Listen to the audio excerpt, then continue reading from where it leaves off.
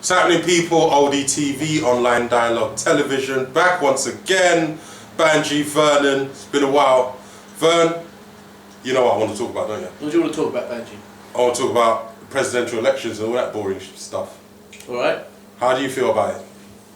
It's interesting, you know, when you look at how many different types of characters you have in this American election season, there seem to be a lot of people you wouldn't expect to be in the final straight as we go in. You got like Donald Trump, got Bernie Sanders from the left, got Hillary Clinton back again, and you got all those Republicans who are quite scarily right wing from how we see it. Yes indeed. I'm fascinated with this subject personally because I think it's a bit of a prelude to what we're going to be having to deal with when our elections come round in 2020.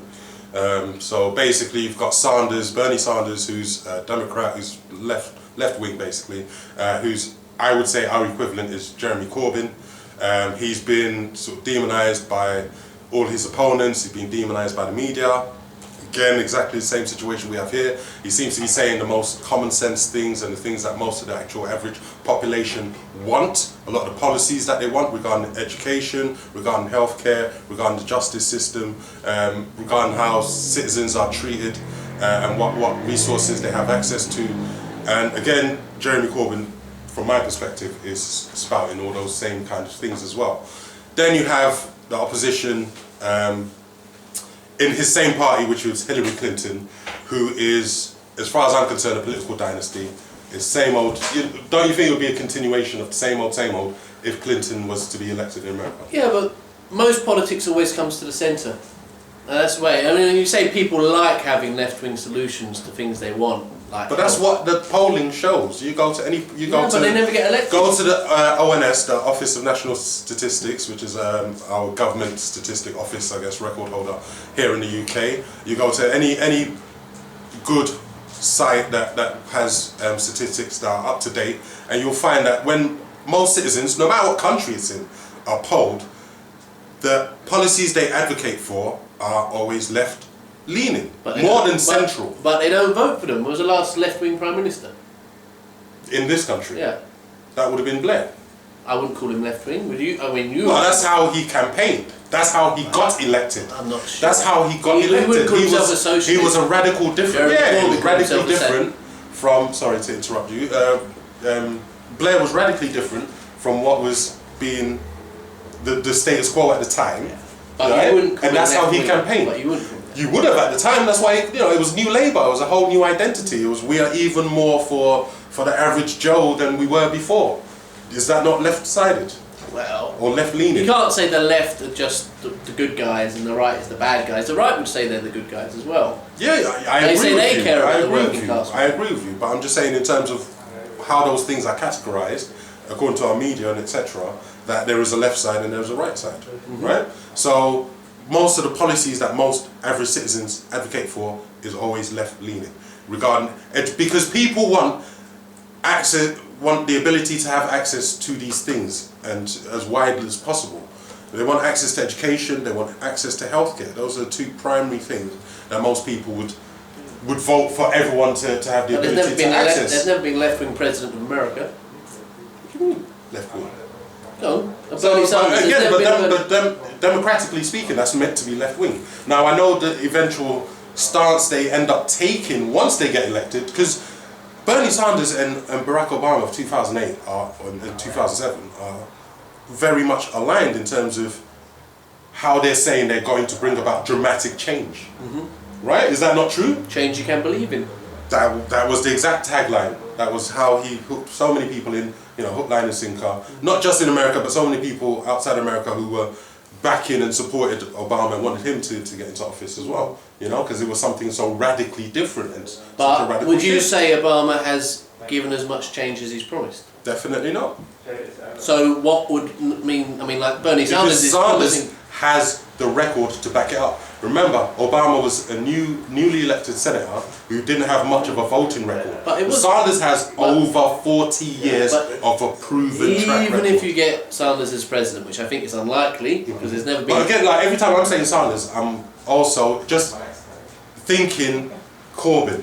here. So when I'm saying I want Sanders to be elected in America, I'm also saying I want Corbyn to be elected here in the Yeah, UK. I understand that. So, but I'm just saying that being president isn't everything. You need Congress to approve what you want as president.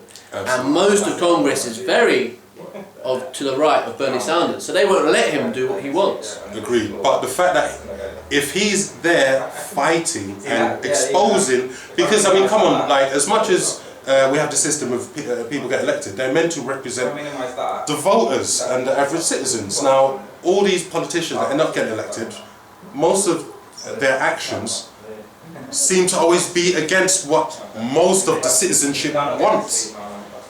Do you understand what I'm saying? So it just exposes the fact that we have these arseholes in power who don't actually look out for us at the end of the day. They're looking out for themselves because their pockets always get fatter and the average citizen's pockets always get thinner. Yeah? And essentially we have more millionaires in Parliament now than we ever have been. That's not something that suddenly happened. That's something that has continuously been happening for an extended period of time, for at least the last couple of decades. Right? So it just exposes the fact. So then that means I don't fully disagree. You're saying Bernie Sanders is the only hope?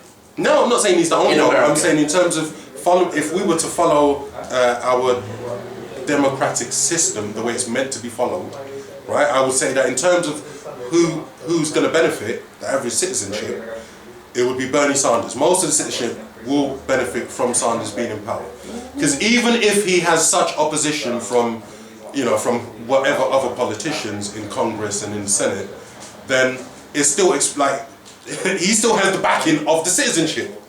But you say there's not like 100%. He still has the support of the citizenship. In America, if he gets elected. In America, if he gets it's elected. basically a 50-50 system. Half the country supports Republicans, half the country supports Democrats. Basically, and there's a few in the middle. And some of those people that you mentioned. So Bernie Sanders gets elected. So Sanders is one aspect. I don't want to, let's not have this video going on for too long.